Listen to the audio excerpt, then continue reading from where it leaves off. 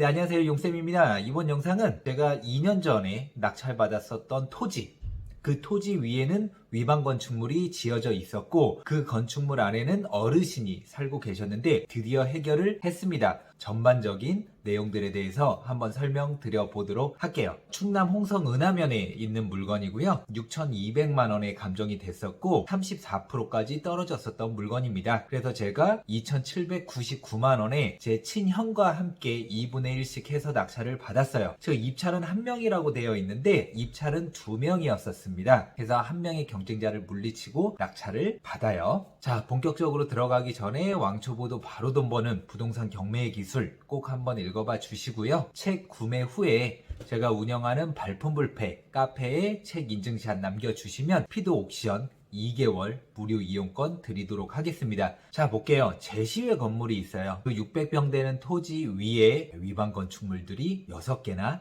있었습니다. 명세서 요약사항 보면 소멸되지 않는 권리는 없고 설정된 것으로 보는 지상권은 제시의 건물 매각 제외로 인한 법정지상권 성립 여부 불분명. 법정지상권이 성립되든 안 되든 상관없어요. 성립이 된다고 하면 지료 청구를 해서 지료를 받으면 되는 거고요. 성립이 안 된다고 하면 건물 철거 소송을 또 진행을 할 수가 있습니다. 주의사항 이런 것들 보면 농취증 필요하죠? 원상복구 계획서란 걸 함께 제출을 해서 농취증은 쉽게 받았습니다. 현황 전 및 일부 건부지로 되어 있고 지상에 소재하는 제시외 건물 및 축사는 매각 제외함. 땅을 낙찰받는 거지 건축물들은 내게 아니란 겁니다. 경매 사이트에 나와 있는 사진이고요. 허름한 건축물들이 지어져 있습니다. 이 안에서 어르신이 거주를 하거든요. 방 내부 모습인데 환경이 굉장히 열악하죠. 그리고 축사도 있습니다. 개 한 3, 4마리 정도 키우시고 따로 가축을 키우는 거는 없는 상태였었고요.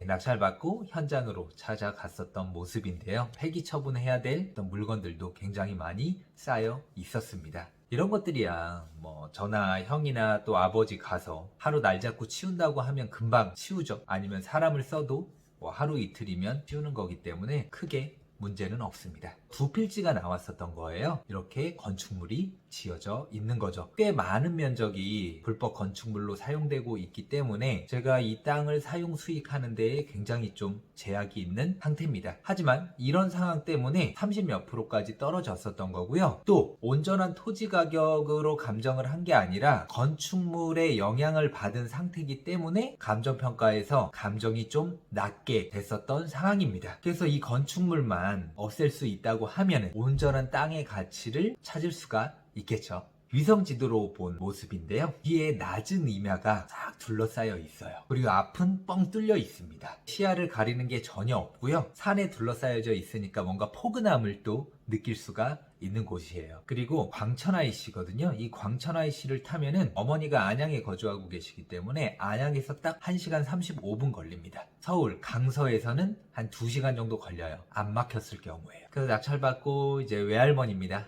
외할머니와 이제 큰어머니시고 어머니랑 현장을 찾은 모습이고요. 그리고 넷째 이모부와 어머니도 홍성 출신이세요. 홍성에 거주하고 계신 어머니 초등학교 친구분도 함께 이곳에 오셨습니다. 왜 이곳에 방문을 했냐? 나무를 심기 위해서 방문을 한 겁니다. 한 40그루 정도를 작년에 심은 상태예요. 근데 많이 죽었습니다. 그래도 한 10몇 그루 정도는 꿋꿋이 살아서 지금 버티고 있는 상황인데 곧 더 많은 나무를 심을 예정입니다. 낙찰받고 또 소유권 이전하고 또 어르신과도 대화를 나눴었는데 어르신은 계속 이 건축물 짓는데 1억이 넘게 들었다. 그렇게 이야기하는 건 뭐예요? 그 정도 값을 쳐달라 라는 이야기잖아요. 하지만 말도 안 되죠. 순순히 나갈 생각이 없으신 거죠. 그래서 저는 정석대로 일을 처리할 수밖에 없잖아요. 2019년 5월 31일 날 소장 접수를 해요. 남부지방법원에 건물 철거 소송 및 부당이득 청구 소송을 함께 진행을 합니다. 그런데 그 어르신께서 법무사를 써서 소송 이송 신청을 하시더라고요. 내용은 뭐냐? 원고가 피고를 상대로 철거를 구하는 이 사건 건물은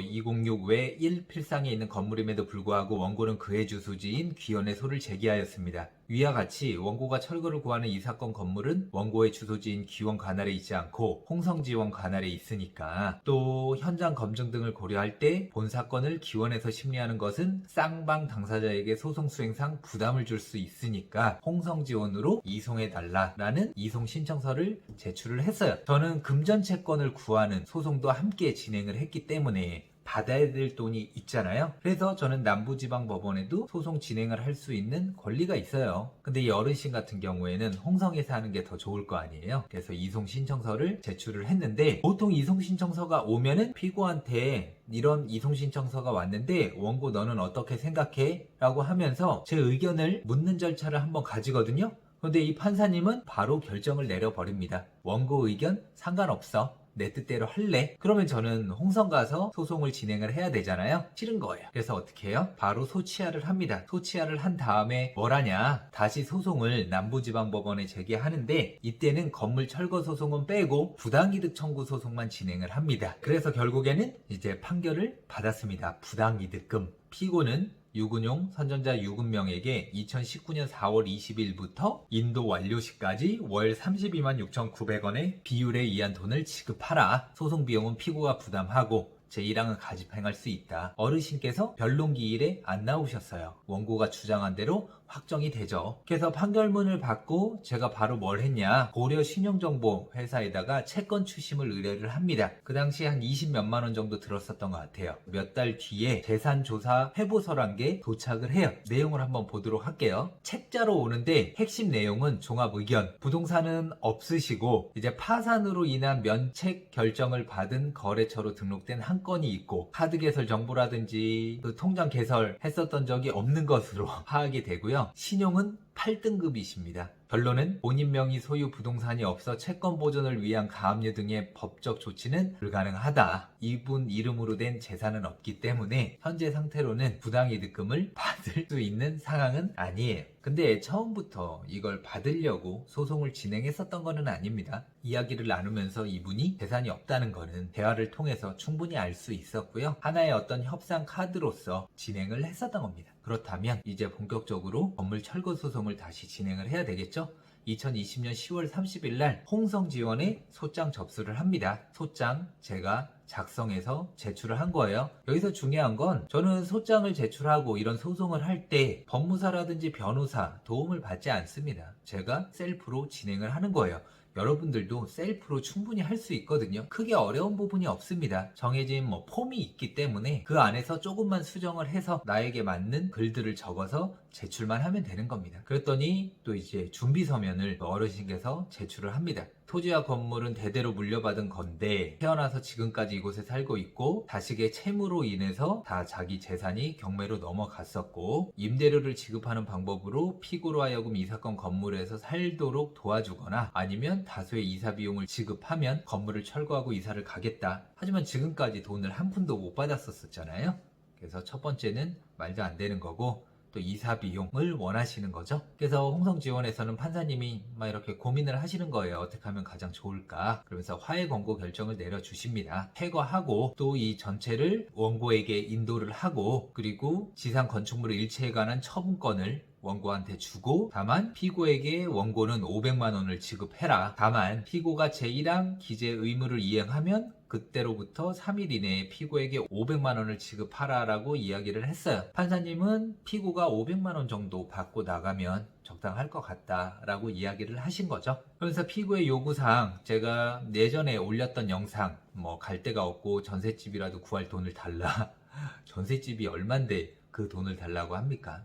또 쉽게 나갈 생각 없다. 건축하는데 1억 5천만 원 들었다. 처음에는 자녀들 집으로 간다고 하셨다가 잔금 납부 후에 만나니까 자녀들하고는 연락이 끊겼다고 하셨던 거고, 또 갈 때마다 고장난 트랙터 및 농기구들을 입구에 계속 모아놓고 계셨던 상황이죠. 이런 식으로 이런 것들을 다 막 입구에다가 막아 놓으시더라고요. 자, 이 물건의 해결 방법 4가지라고 또 전에 제가 언급을 했었는데, 피고가 원하는 이사비를 준다. 근데 너무 과도하게 요구를 해서 어려움이 있었고, 부당이득금 판결문 가지고 피고의 건축물을 강제 경매 후에 내가 건축물을 다시 낙찰받고 강제 집행을 진행하는 방법이 있고, 7월 1일까지 퇴거하지 않을 경우 측량 후 철거 판결 받고 또 철거하는 방법이 있고, 이렇게 되면은 또 철거 비용, 이런 모든 비용들은 제가 우선 부담을 하고 피고에게 청구해서 다시 받을 수는 있겠지만 피고가 돈이 하나도 없잖아요. 그렇기 때문에 실익은 없겠죠. 또 어르신이 돌아갈 때까지 기다린다 우스갯소리로 또 적어놨었었는데